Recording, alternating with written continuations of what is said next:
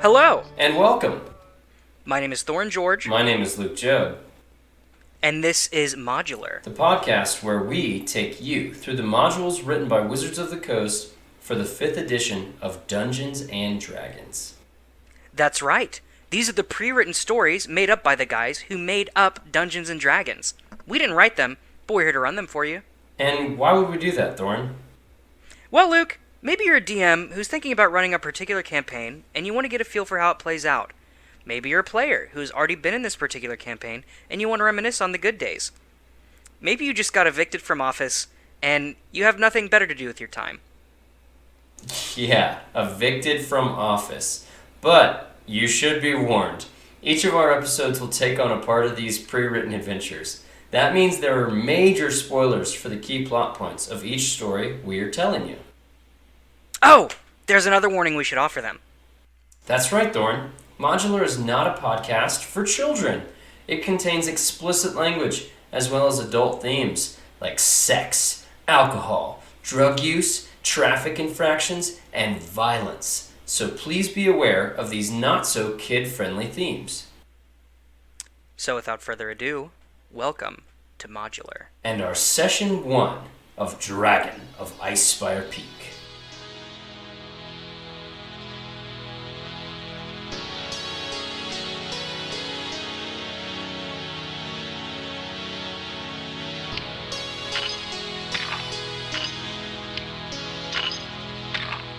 The year is 1490 DR. Only a year ago, Faerun was almost destroyed by the draconic goddess Tiamat. In the past months, people's fear of dragons has grown exponentially. Were it not for brave heroes of the Lord's Alliance, Faerun would have been destroyed by the tyranny of dragons. Now a similar threat puts pressure on a small town in the west of Faerun. But is there a hero there to save it? Nestled in the rocky foothills of the snow-capped Sword Mountains is the mining town of Phandalin, which consists of 40 or 50 simple log buildings. Crumbling stone ruins surround the newer houses and shops, showing how this must have been a much larger town in centuries past. Phandalin's residents are quiet, hard-working folk who came from distant cities to eke out a life amid the harsh wilderness. They are farmers, stonecutters, blacksmiths, traders, prospectors, and children. The town has no walls and no garrison, but most of the adults keep weapons within easy reach in case the need for arms should arise. Visitors are welcome here, particularly if they have coin to spend or news to share. The Stonehill Inn at the center of town offers modest lodging and meals. A couple of doors down from the inn, posted outside the town master's hall, is a job board for adventurers. Bradley Copper, you now stand at the edge of Phandalin.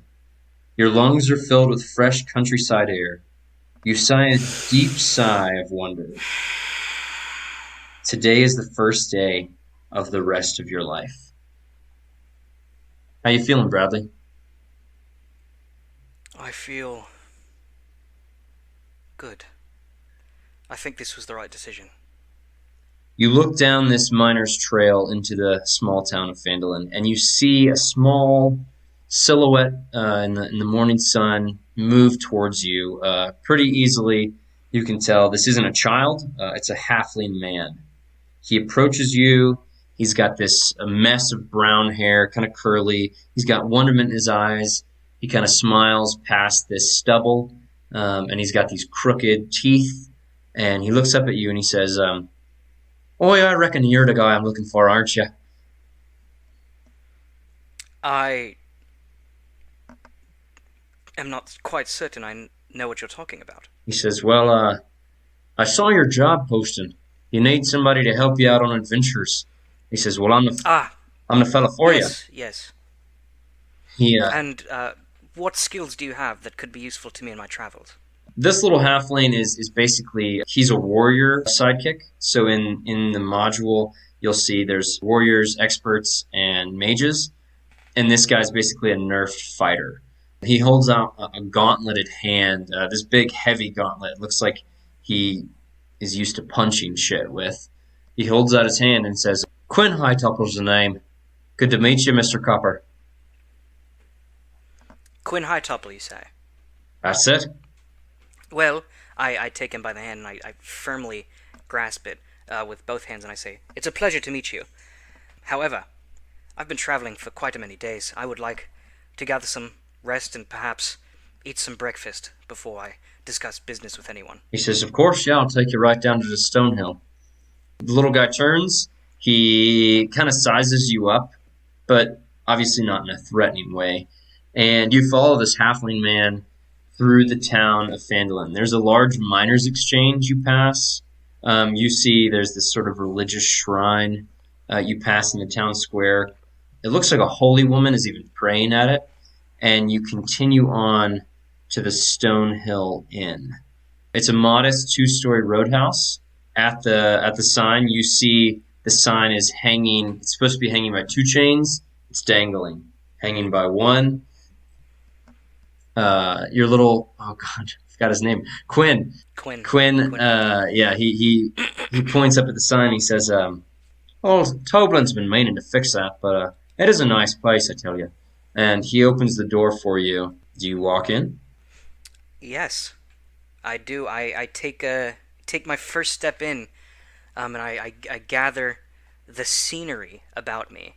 It's sure as shit an inn. There's no doubt about it. You immediately smell one thing you probably aren't really prepared for in the morning, some nice ales hitting your face, but more so you smell sizzling bacon.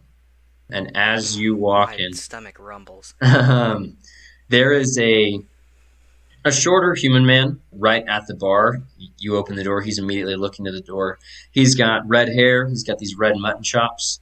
Kind of looks out to you and says, a traveler. That's a pleasure sight. How are you? I'm doing well on this lovely morning, blessed to us by the gods. I have been traveling for many a day. May I have some food, some drink? And is it okay if I smoke my pipe in here? Do I need to step outside? He says, this is a countryside, my dear fellow. We love some good smoke in the rooms. I'm not going to let the government put its greedy mitts on my air quality. He even sets out a little ashtray for you. Thank you, my good fellow. He holds out a hand. Toblin Stonehill's the name. And yours, sir. Toblin. Stonehill, is this your tavern, then? More than a tavern, it's my inn. Yes, that would make sense why the sign says Stonehill Inn outside. Yes. He says, of course, I've got a wide variety of ales, a few meads for your liking, but otherwise, yeah, I mean, we make the bulk of our money just renting rooms. Do you get quite a lot of travelers out in this part of the country? Lots of people passing through. I'm assuming you're doing the same, but I'm actually hoping to post here for quite a while. His eyes kind of go wide, and he shakes his head, and he says, well, that makes sense that you're in company with Mr. Hightopple here. He just checked in last night and said he'd be sticking around for a while, too. So I turn to Quinn and I say, so you're not a regular here, then? A resident, I should say. Quinn says, I like going across the countryside far and wide, looking for adventures. He kind of does a 1-2 with his hands, and he kind of smiles at you, and he says, knocking teeth out. Yes, I do. Find a good brawl to be fun myself. He looks at you, and he says, well, you still got a bit of nice teeth there. I'm sure you hadn't been in too many brawls. Not as many as I would like. No, but such is the life of an adventurer. Never doing as much of anything as you would like. He winds back, swings, and slaps your ass. And immediately, as soon as that glove hits your cheeks, you feel a little sting. And he says, that's what I like to hear. I tell you what, Mr. Copper, you and me, we're going to have a good bit of fun. We'll find some brawls, I'm sure of it, sir. I'm looking forward to it. Now, if you don't mind, I would like to eat my breakfast, which I haven't ordered yet. What is on the menu, my good sir? I turn back to Stonehill. I'm sure you and Stonehill have a riveting conversation about the different items on the menu. Items that maybe podcast listeners don't want to listen to, but it's your usual breakfast, and I'm going to say you get a poached egg, some toast, and some bacon. Ah, yes. Yes, the old Kappa special, as my father would call it, whenever he would have the maids make it for us. Stonehill scratches his head and looks at you, and he says, "Oh, so you must be quite the rich fellow, then." Well, I grew up in a wealthier household, yes, but I grew tired of the wealthy life, or at least my father's wealthy life. I would like to make wealth of my own. He nods and he kind of smiles and says, "I completely respect that. That is admirable. And it looks like you're carving your way out here. So, what do you do? Are you a prospector?" I am a bard by trade, actually. His eyes kind of widen and he says, "Well, now, Mr. Copper, let me just tell you this. If you're even a halfway decent bard, I'd love for you to perform here. And in exchange, perhaps you could be living for a bit cheaper than most." I lean in really closely and I say, I'm the best bard there is. His eyes go wide and he immediately says, Could you sing us a song real quick then?" Surely, I will show you my work. And I pull out my lyre, and I start to play a little tune. Time takes me to places I've missed, and places I've kissed and reminisced. And he may be lost, but he knows where he is. He knows where he is till he's gone. My goodness, Mr. Copper. That was impressive. You have quite a nice voice. Thank you, I do take pride. It wasn't easy. I did go through rigorous training, but here I am. I completely understand. In fact, your speaking voice and your singing voice sound nothing alike. That is mesmerizing almost. Oh, yes, no, that is something we bards, they taught me at the Bards Guild. You see, when I first joined, I would sing a jaunty tune, such as, singing for the royal crown, and they said, it is good, but never to use your own voice. Wow. His eyes kind of twinkle and he says, well, I mean, if you're just here to be a performer, that's absolutely perfect. We could use you.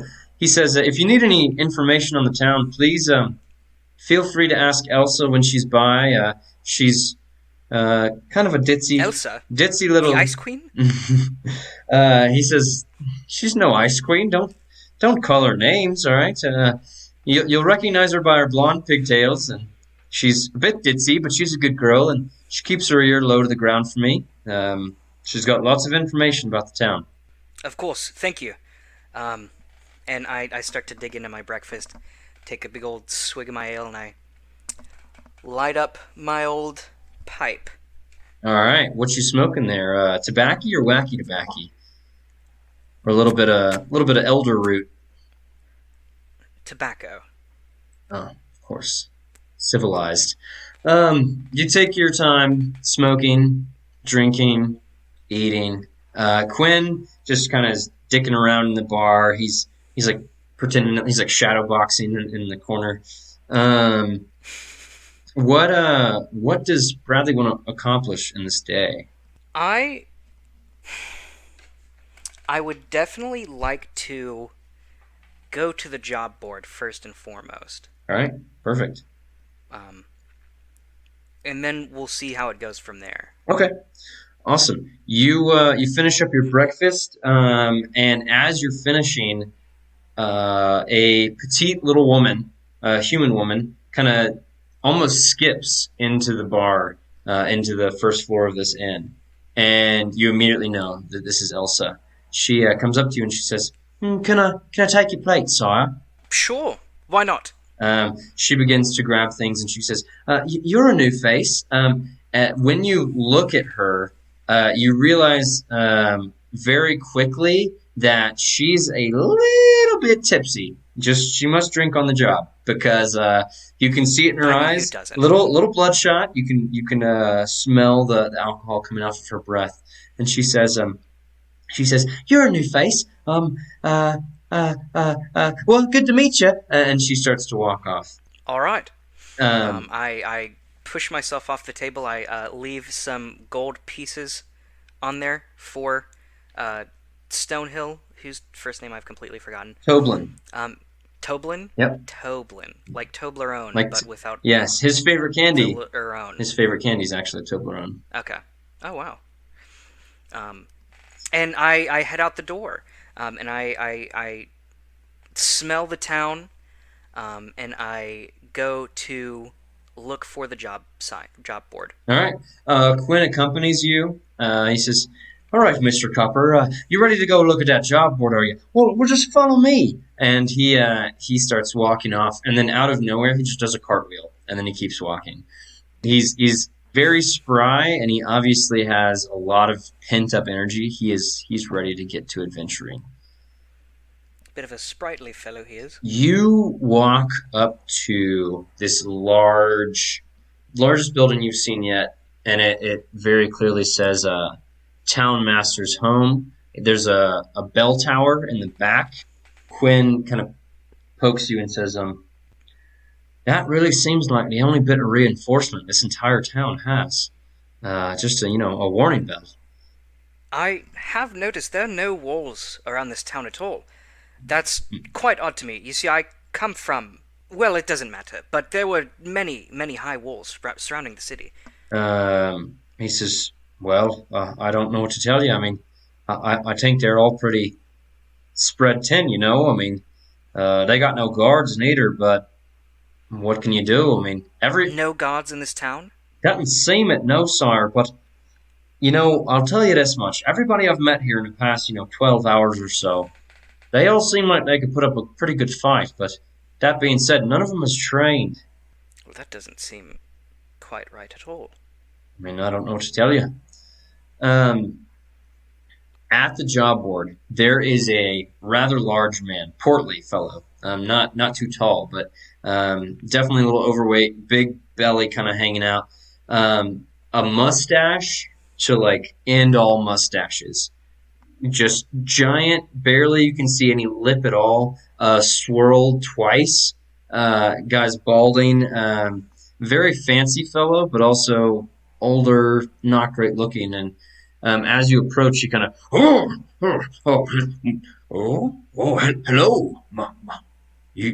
you're new to my town.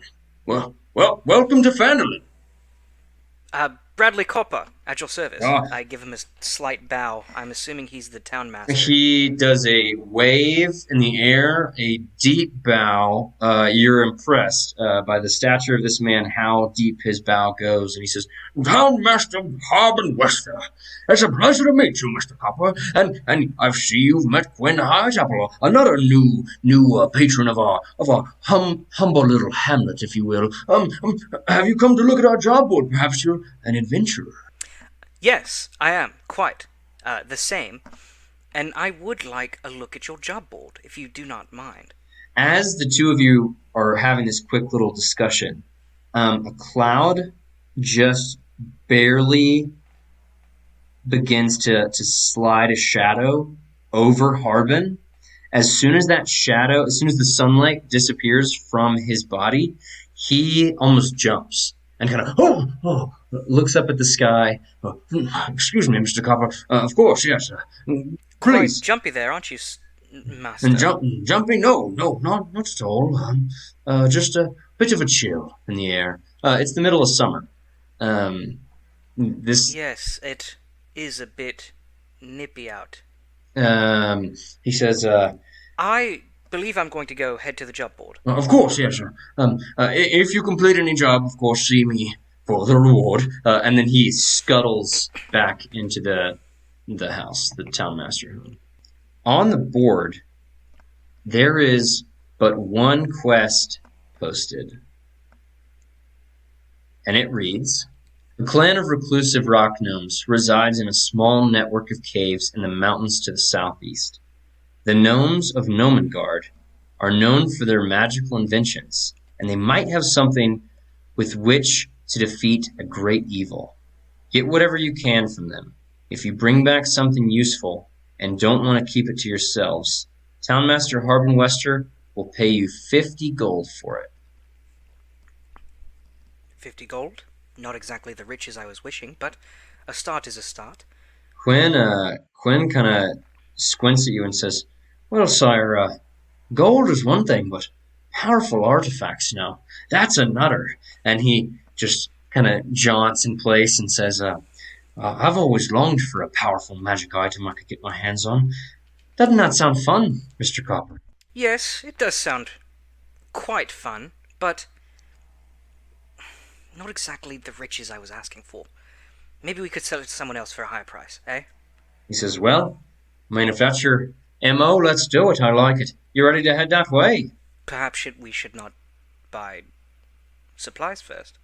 Of course, yes, no, we can... I have been traveling for quite a many days. I would like to restock. Of course. Obviously out of character, how much gold does Bradley currently own? Bradley currently has... I'm going to say whatever you got, lose 1 for the meal you just ate. Okay. So currently he has 14 gold. All right. Quinn leads you to Barthen's Provisions. This is just a town market, pretty much. I mean, it's not even a market. It's just, one building.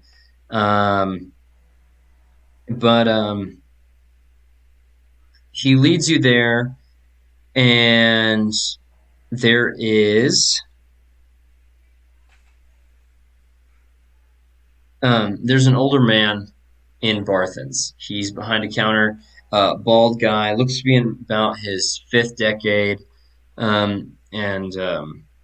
As you walk in, he just kind of says, "Well, hello." Hello. How do you do today, fine sir? He says, "Well, I'm great. It's good to see new faces, new customers, as I like to think. Let's see here. Well, is there anything in particular you're looking for, Mr. and Mr.?" Well, I just recently got into town. If there is... I just need to restock on my provisions, if you don't mind. He says, Of course. So, what are you looking to buy?" Really, I'm looking to buy rations. I'm down a good bit. If he has any potions, that would be cool. He will sell you some rations. Cool. 10 rations for 1 gold. 10 rations for 1 gold? Yep, Hell that's what, 30 meals for 1 gold. Yeah, Jesus Christ. Yeah, I mean, we're talking about, MRE type kind of mush, but it'll keep you fed on the trail. He says, if you're looking for potions, you're going to have to go see a Dabber Gwyn on the outskirts of town. That midwife there, she keeps up with the best stuff, I tell you that much. She's quite a magical lady, but otherwise, yeah, you won't be finding any potions in town. Interesting. How expensive is she, you would say? He says, well, off the top of my head, I know her potions go for 50 gold. 50 gold? I kind of my eyes widen and I look down at the floor. Quinn, you feel him do the same thing. He says, Jesus, Mr. Copper, I don't think we'll be getting that kind of dough quite yet. I snap back to and I say, well, thank you for your service, sir. I shall stop by her on my way out of town. He says, yes, of course. I turn... I give him a second gold piece as a little tip. He says, oh, gods thank you. You're a fine fellow there, mister. And he Copper. Bradley Copper. He says, Mr. Copper, I'll keep that in mind, sir. Well, pleasure doing business with you. Pleasure's all mine. There's another I'm town. gonna walk out of there. There's another spot in town you could absolutely head to if you would like. The Lion Shield Coster Doesn't sell normal adventuring gear, just sells armor and weapons. I definitely, if I can't afford a 50 gold potion, I know for a fact I cannot afford armor and weapons right now. Perfect. I think you're right in that assumption. I'm going to look at Quinn. I'm going to say, are you ready for this trek? Ready as I'll ever be, Mr. Copper. I have absolutely no idea where we're going. I mean, I know the place, but I don't know how to get there. He says, well, don't you worry about that. He reaches deep into the front of his pants and pulls out a map. And kind of unfurls it and says, this is a map of the area, and I can lead the way, sire. I have no choice but to trust you. He said, let's forward. He says, that's what I like to hear. And the two of you head off southeasterly towards Gnomengarde. And it takes you quite a bit of time, but eventually you do stumble upon an opening sort of as the sun is setting. But there is a stream leading down, and off in the distance, you can hear what sounds to be a large waterfall. Quinn looks at you and says, now, sire, I'm almost sure this is the right way, but also, walking at nighttime can be a bit treacherous, but if we follow this stream, I'm pretty sure we're going to find Gnomengarde. I think I even once maybe made love to a gnome from Gnomengarde. Can't quite remember her name, but at last she shagged like an animal, I tell you that much. Anyway, it's up to you, sire. You want to keep walking at night, or what's the move for you? I think we're good here. I believe we should make camp for the night, if you don't mind. He says, yes, of course, sire. Quinn is a workhorse. He sets up almost all of your camp for you. He works diligently, and by the time the two of you are eating supper by the fire, he kind of looks at you and he says, so, Mr. Copper, maybe you could tell me a little bit about yourself. I've been wondering, what's a city slicker like you come to, the sticks of Phandalin for? I mean, it's just as I told Mr. Tobin. I grew tired of really living in my father's shadow. And I haven't had much luck with the ladies. He says, luck with the ladies. I tell you, that can be tough. Well, I can agree with you on that second part. I mean, little fellas like me, it's tough to, pull an elven woman or something. Anything, taller than 4 feet really is tough for me. That's why me and that gnome got on so well, I tell you that. But as for a father to, live in the shadow of, I never did have one of those, but, that's the way it goes sometimes, isn't it? A shadow? Well, a father. Oh, see, that makes more sense. He says, even people as short as me got a shadow, I tell you that much. And he just continues on eating. I light my pipe again. And the two of you... So, why don't you tell me about yourself? He says, well, I'm a sprightly little fellow, you can tell. Been, fighting really feels like all my life. Now, I remember back when I was a kid, I didn't grow up around too many other half-folk. Lots of humans where I grew up, and, it's always easy to pick on a little guy. So, yes, it is quite easy. He says, but I do feel for you. He says, well, don't take pity on me. I learned a quick move called the cock crusher, as I like to call it. Being at my stature, I tell you, punching a man right in his testicles ain't too hard to do. Really, I got a keen sense for the thing. It's my specialty. I have probably, busted more nuts than a nutcracker. I tell you that much. I am excited to see you utilize that in combat. He kind of knocks these two metal gauntlets together and he says, yeah, well, my pops, he was a boxing man. You hear me? So, even though I never knew him, I did know that he had a keen right hook, a keen left jab, and well, I guess I took after him in that way. And before I left home, my dear old mom, she fastened me these here gauntlets, and he kind of swipes at the air. My Siri just turned on for some reason. That was odd. They're always listening. Off in the distance, you hear, "What may I help you with?" Ooh.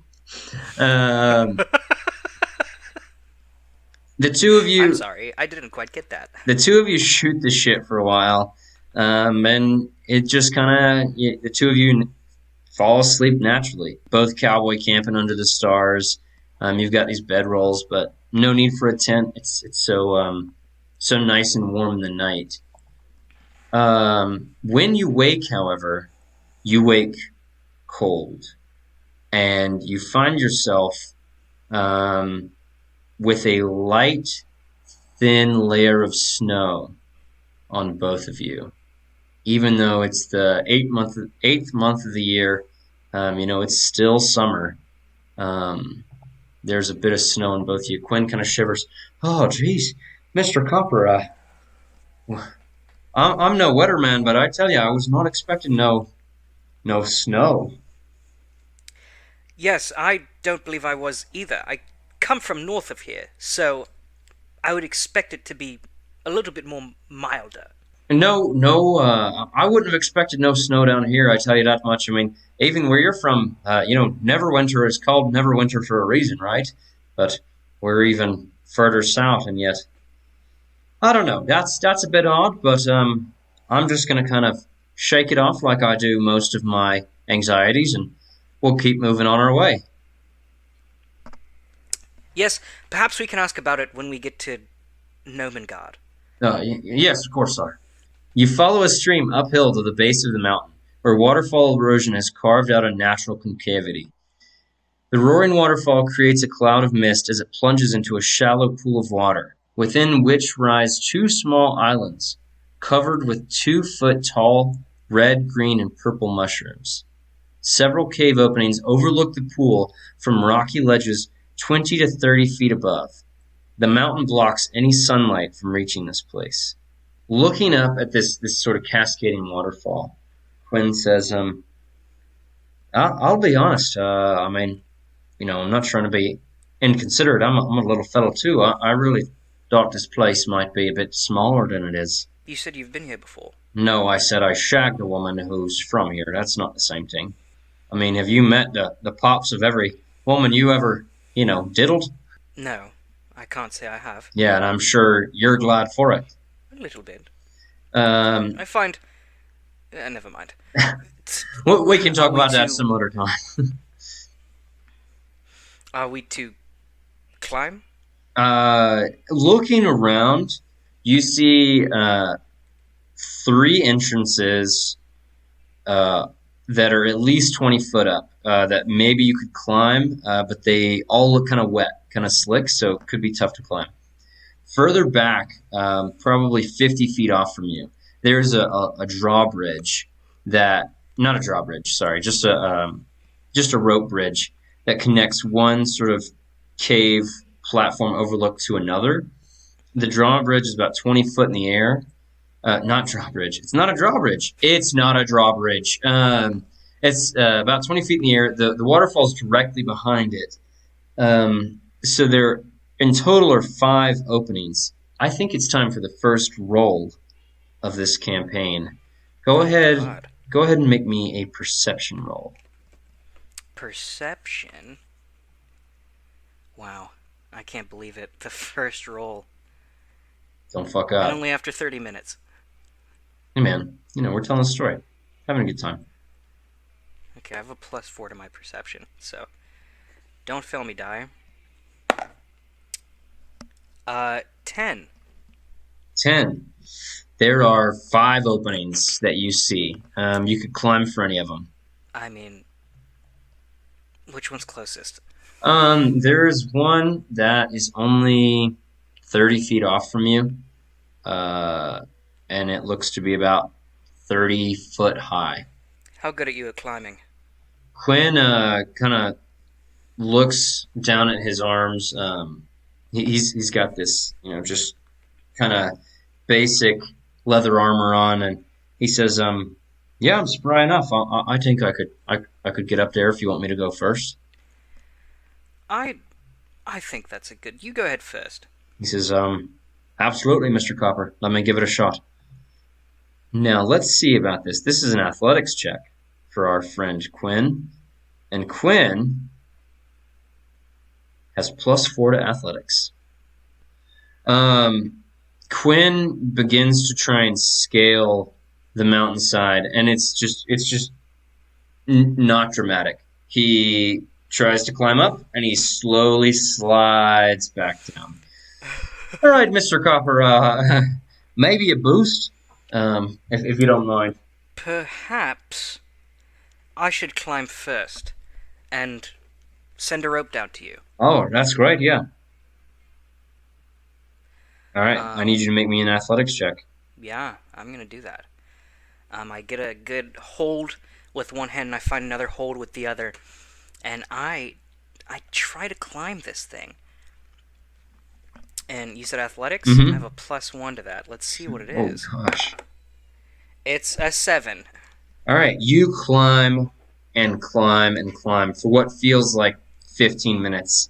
And finally, almost out of breath, you consider letting go, but you're not sure how high up you are. You're almost shaking. You can't look down. And Quinn says, Mr. Copper, you're about 3 feet off the ground right now. If you want to just let go, you would just fall naturally. It wouldn't be a big deal. I let go. Gods be damned! Why is it so difficult to climb things? Why is there no other easier entrances into the city? He says, "Wait. This town. All right, listen. You're a bard, right? Yes. Play me a little ditty. Get me hype. I can do this." Okay. And mechanically, What kind of music do you like? he says, "I love a good bit of fiddle." But I do not have a fiddle. he says, "All right. Well, I have a any sort of lyre." He says, "Any sort of peaceful lyre could get me going, I suppose." Mechanically, he's asking you for bardic inspiration. I figured that's what he was asking. All right. Well, I'm just making sure. Okay. Okay, I pull out my lyre and I... Ding! Ding, ding, ding. Ding, ding, ding, ding, ding, ding, ding. And I give him bardic inspiration with that. He says, "I love the dinging melody. Ding, ding, ding." And he takes a running start and tries to climb this bad boy. And that is...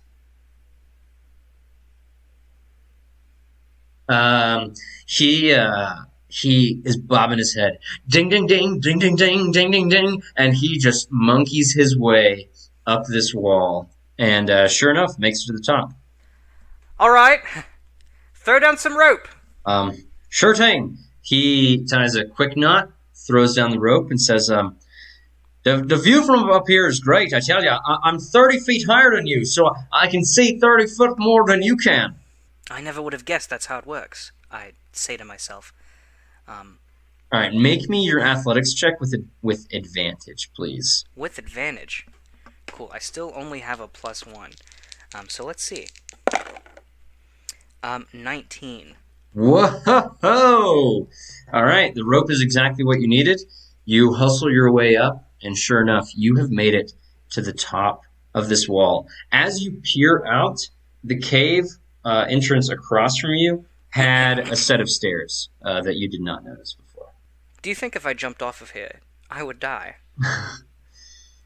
Quinn looks at you, kind of wide-eyed. "I don't know why you're asking me that, but I don't like that question. Please back away from the edge now." I'm fine. Let's find our way into the town. Sure enough, there is. I mean, this is a cave opening. You can walk right in. Oh, okay, then yeah, let's just walk right in. You walk in to what looks like a room about maybe 30 square feet. And there are some gnomes sitting around. Looks like they're eating breakfast.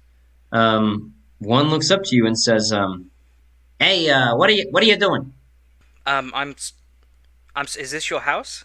My house? What do you mean? This is no one, and this is our place. You know, this is our abode. It's not my house. It's our house. And there's you. A quick count shows there are 8 gnomes in this room.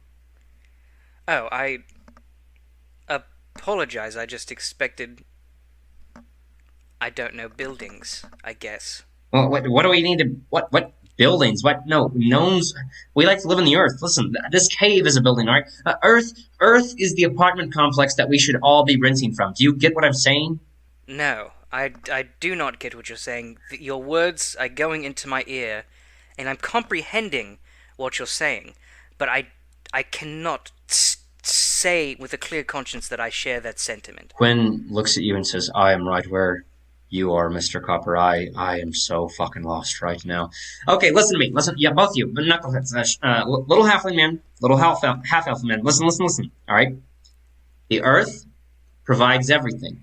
Society is a construct. Okay, break your barriers. All right, go out into the world and live your life. What are you thinking? What are you doing? Making buildings. I mean, what you gonna make toilet paper when there's perfect leaves out there? Okay, it doesn't make any sense. There was a job posted in Phandalin that said I can get some artifacts here. Do you know where I could find them? Artifacts. All right, listen. I don't. You need to go. You need to go talk to Fibblestip. Okay, just go talk to Fibblestip, and we'll see you later. And he literally ushers you out of the room and points you in the direction of where you need to be.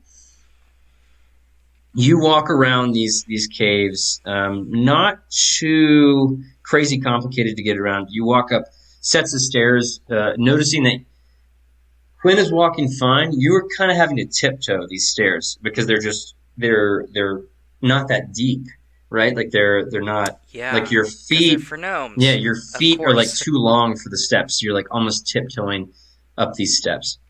As you near this next room, you hear a bit of not an argument, a disagreement. One person says, a sanity ray. A sanity ray is going to be what's best, okay? I mean, come on, jeez. And the other one says, no. A straight. It's going to be called a straight jacket, okay? The arms kind of get crossed, and it's going to kind of sit there like that, and then in no time at all, they will be locked in. They can't move their arms, and then they're not a harm to another person. You know what I mean? No. If they're going crazy, they need a sanity ray. It's a ray, you zap them right in between the eyes, and boom, they're sane. As you walk in, there's a male and a female gnome sort of going back and forth. One of them looks up the man and says, who are you? Bradley Copper. I was told to come speak to Thistle Twig? What was the name, Quinn? Quinn says, Fucklebuckle. It's Fucklebuckle, Mr. Copper. And the gnome kind of interrupts you both. Fibblestip is my name. Fibblestib. Ah, Fibblestib, yes. Yes, I was told you had some artifacts. I'm not quite sure what they're for, but I know the Meister of Phandalin would be happy to purchase them. The woman speaks up. Dabbledob is my name. Thank you. No. We don't have artifacts for anyone. Okay. What we have are our inventions. Okay. We are the chief inventors here at Gnomengarde, and our inventions are not for sale. Okay. All of our energy right now, it's being put into to figuring out what's going on with one of our kings. Okay. Quinn. You have a king living in this town? This is a kingdom? Quinn says, "Hey, they're easily offended. Okay, it's a kingdom. Shut up." Sorry, boss. He says, "Now listen, they got 2 kings. All right, don't be problematic about that. All right, they're very progressive here. They got 2 kings. They're married to each other. Listen, why don't I do the talking? I'm good with little people." And no. I can handle this fine. Believe me, I trained for this. I am a good talker. As you say good talker, Quinn looks to you and says, "Well, you're a well talker."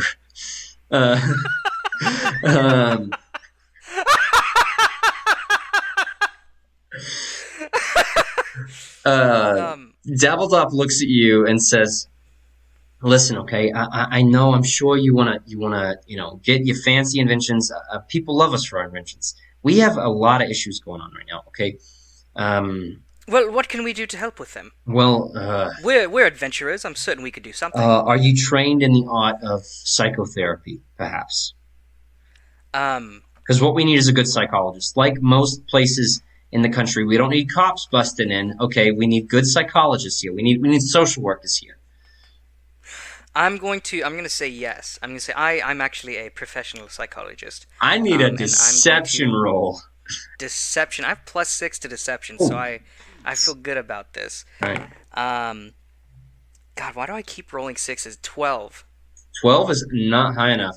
She looks at you. No, no, you're not a professional psychologist. You're a psych student, aren't you? What, you think you can come in here and write your little psychology papers about us and get your fancy degree? No, no, no, no, no, okay? I mean, I'm certain Gnomes I are know. people too. I'm certain I know more than a lot of the people in this town. Why not let me have a crack at it? Says, okay, psych student. Our king, one of our kings, as of late, has been acting very weird. Very weird. I don't know what's going on with him, but he's locked our other king in the bedroom with him. The one king's name is Corbos. Okay, Corbos says that he doesn't trust any of us anymore, which is odd because he's a very kind, loving king, but he doesn't trust any of us. He won't let us anyone see him. Won't let anyone see his husband, whose name is Nerkly. He's kept Nerkly pretty much hostage. Now, he's not hurt Nerkly in any way because we can hear Nerkly talking. He keeps, yelling out he's fine, whatever. But Corbos is acting strange. And if you could convince him just to come out of his room, we will give you, I'll say 2 inventions, one for each king, if they're both safe at the end of this. I mean, that sounds like a fair deal to me. She says, okay, great. Well, I'll lead the way. Good luck talking to him. And Thank you. I am very, very gracious, very grateful of your help. um, uh, Quinn looks at you and says, Mr. Copper, it's not grateful. It's full of great. All right, tell her you're full of great for her. Right? I don't think that's correct. I'm well at words. Okay, I'm well at them. The two of you walk together with Dabbledop. In no time, she is tap-tapping on a door, and you hear, well, who is it there? No one's coming in here, okay? Please go away now. Please, thank you, goodbye. I am a traveler. I've heard a great many tales of the 2 kings, Corbos and Nerkly, and I would like to meet them in the flesh. Dabbledop kind of waves, and she just leaves you be. You hear Corbos through the door say, no, absolutely not. I'm not going to have some traveler coming in here, trying to eat me, trying to eat my husband. There's no way. Eat off flesh, our tasty gnomey flesh, okay? Why would we eat your flesh? Oh, I know what you really are. Don't talk to me. I'm not even going to say another word. Wait, what am I? I'm a half-elf. Why would I would never. I barely eat meat as is. Yeah, I bet you half elf, half bearskin rug is what you are. Isn't that right?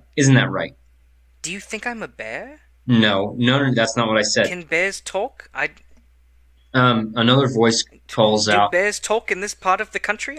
Another voice calls out and just says, oh gosh, he thinks you're a shape changer. A shape changer. Yeah, he's going on and on. Hey, and you hear a little bit of bickering back and forth. No, I'm telling him this half elf. All right. He thinks the other day the rug tried to eat him. Okay, that's what he thinks. And recently, there's only about 24 gnomes in Gnomengarde. He thinks that since those 2 went missing, Hall and Oates. He thinks because Hall and Oates went missing that they got eaten by some sort of shape changer. He claims that his bearskin rug tried to eat him. Okay, but now I'm trying to tell him that's crazy. Wait, you had some gnomes go missing? Corbos says, yes, we did. And now here's what I need you to understand. Okay, those gnomes went missing because they were eaten. Okay, Hall and Oates, they were not lovers. Okay, some people have speculated that they were lovers, that they ran off together. No, no, no, no. I saw, and no, I know it's not much, a drop of blood. Okay, I saw a drop of blood on the eastern side of Gnomengarde, in the caverns, and I'm telling you right now, they were eaten, and I know they were eaten because the other night Nerkley was out doing kingly business while I was, gallivanting across our room, naked, a little bit drunk, waiting on him to come back and come clap these cheeks. Okay, now I laid on my bearskin rug, all sexy like, with my dangly bits dangling about. Okay. And sure fucking enough, that bearskin rug turned its bearskin ugly face towards me and tried to eat me. I'm telling you that right now. Oh my God, Corvos, please stop talking about that. And what have you done with the bearskin rug since? There's a bit of bickering again. Nerkley speaks up and says, okay, now that is the one point I will give to Corvos, okay? Okay, that bearskin rug is now missing. And I don't know what he did with it because it was much larger than him, but it's gone. Quinn kind of looks to you, and he just looks like maybe Corvos isn't crazy. Corvos says, Can I do an insight on Corvos? Absolutely. Through the door, I guess? Yeah, just his tone of voice. Wow, another 6. This is the 4th 6 I've rolled with this die. It's an 8.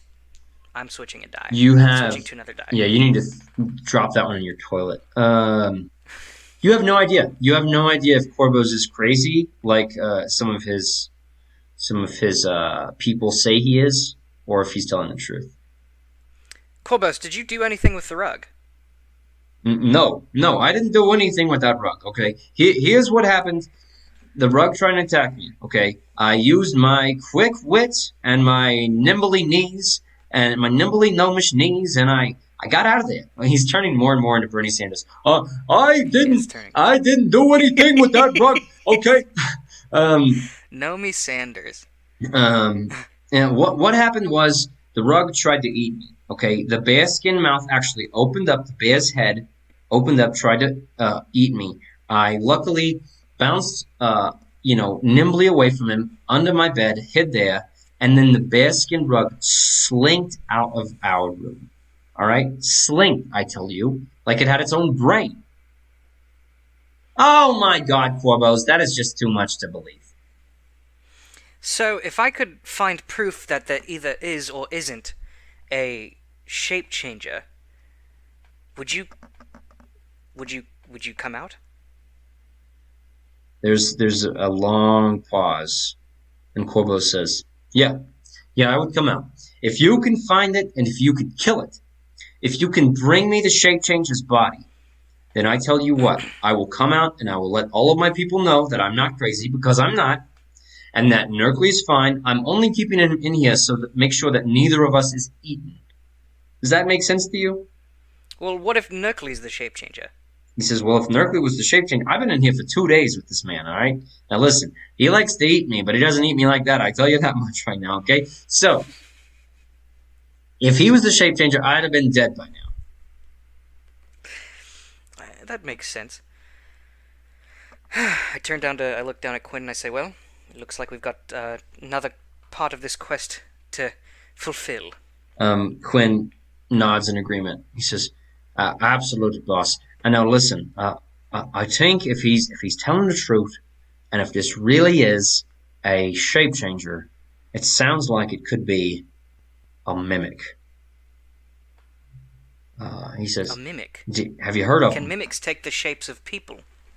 Or do we have to just go around and start stabbing? It's going to be inanimate objects, for sure.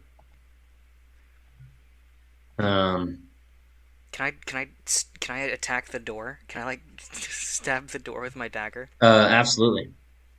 Don't even roll for it. You stick your dagger into the door and nothing happens. Hey, what are you doing out there? Trying to make sure your door isn't alive. Oh, thank you.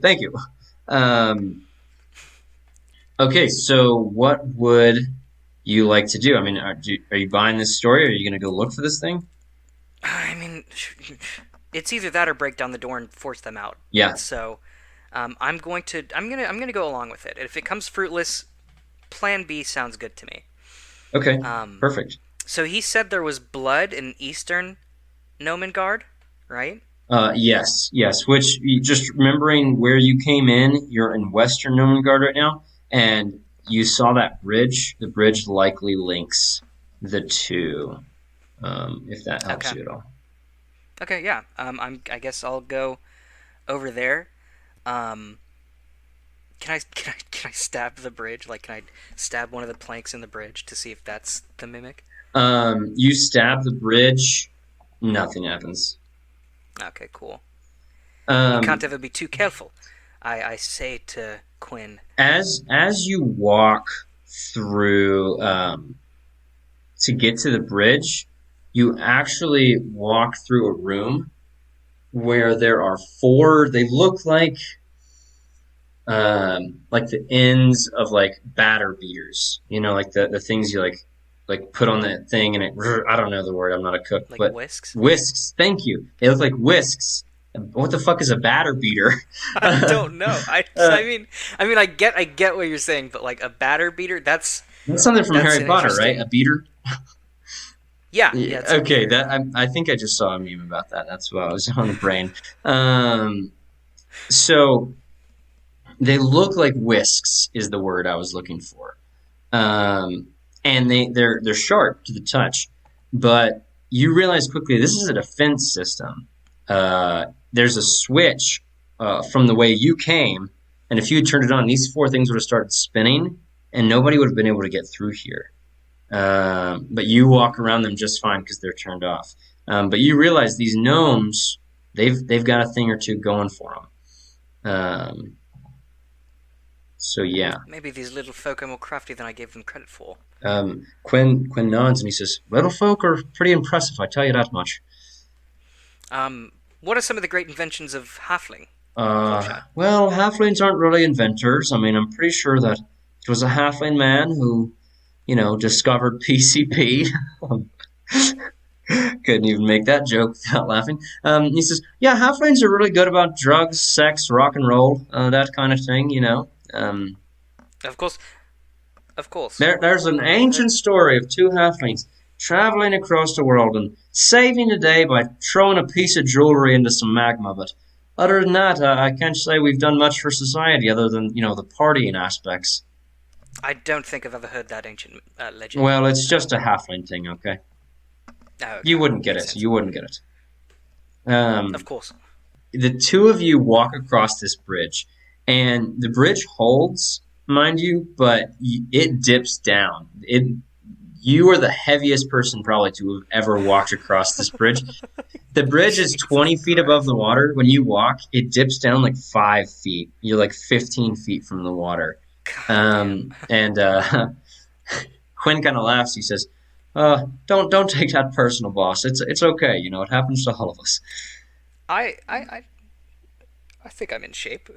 I, You it's shoddy gnomish craftsmanship, is what it is. right. Didn't you just talk about them batter beaters being so impressive? All right. Anyway, the two of you walk up a narrow set of stairs into another room where there are what look to be two gnomish guards holding crossbows. One of them calls out, "Who goes there?"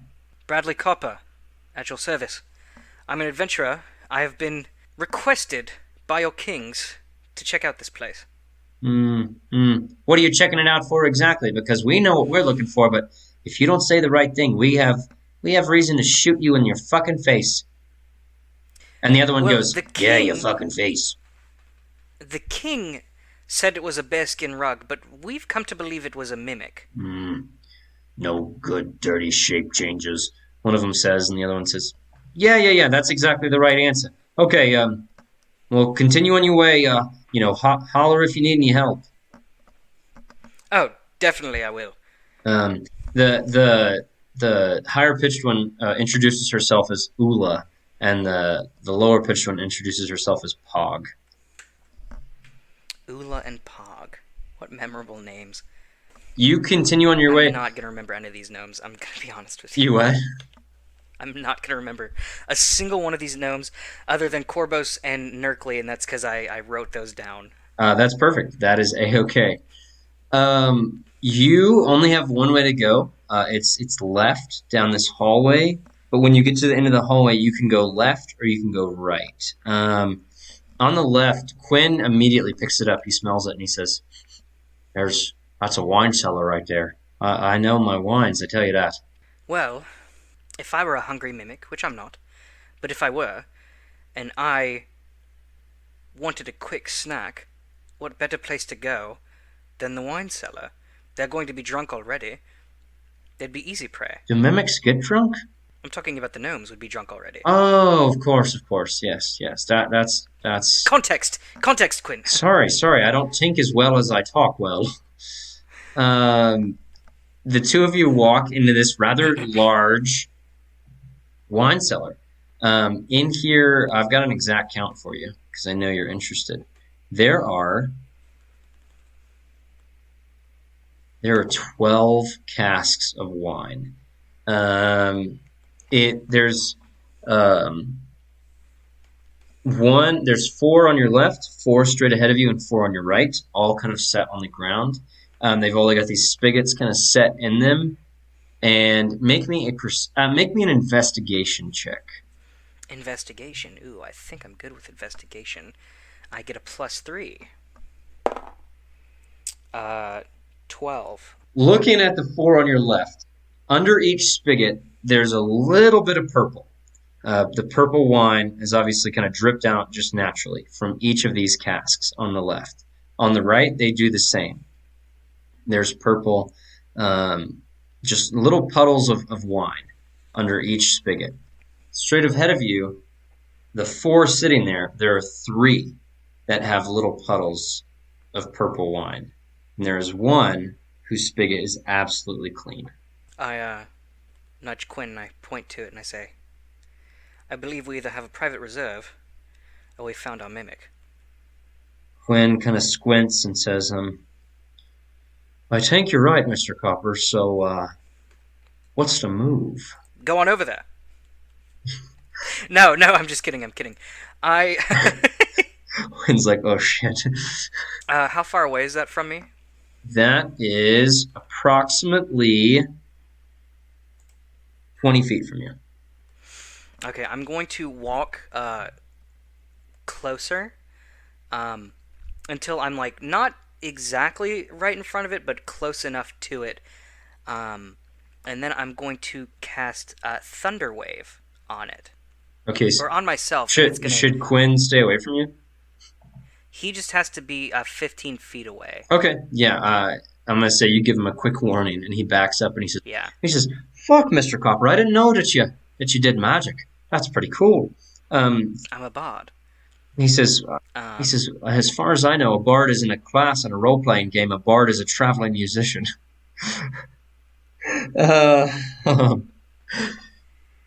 Okay.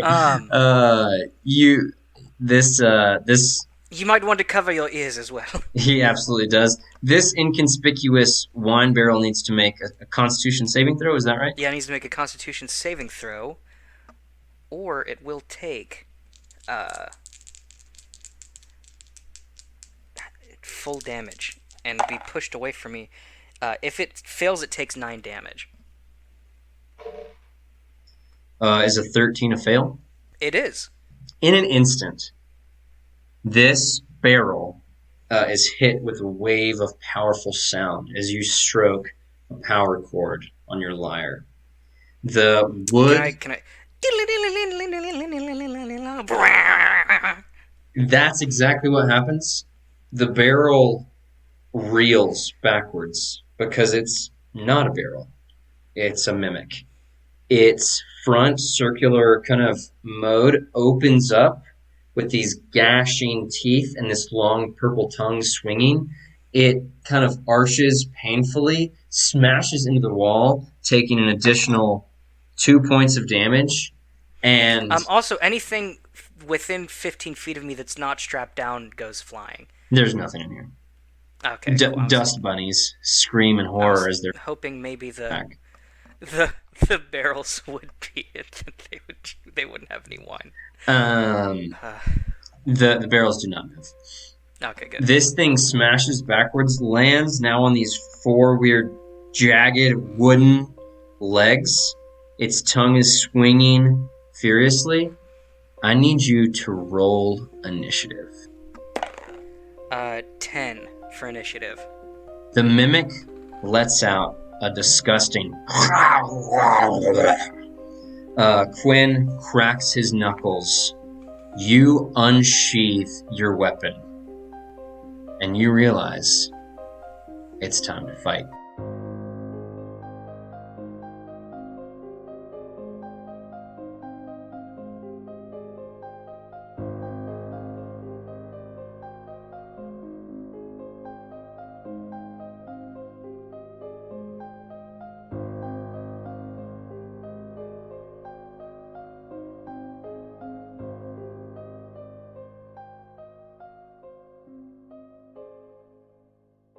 Modular is Thorin George as Bradley Copper, and Luke Job as our DM. The story you heard today, as well as 99% of the characters, were created by Wizards of the Coast and can be found in the module Dragon of Icespire Peak. Our music today was written and performed by Max Hedman. You can find Max's music anywhere you listen to music, and you can find his website link in the description of this episode. You can follow us on Twitter at ModThePod, join our private Facebook group at the Modular Podcast Fan Club, follow us on Instagram at The Modular Podcast, and subscribe to us on YouTube at The Modular Podcast. Please don't be afraid to share to your friends, family, distant acquaintances, and also Chris Evans. I would really love for him to listen to the show. New episodes come out every Tuesday, and until then, thank you for listening to Modular.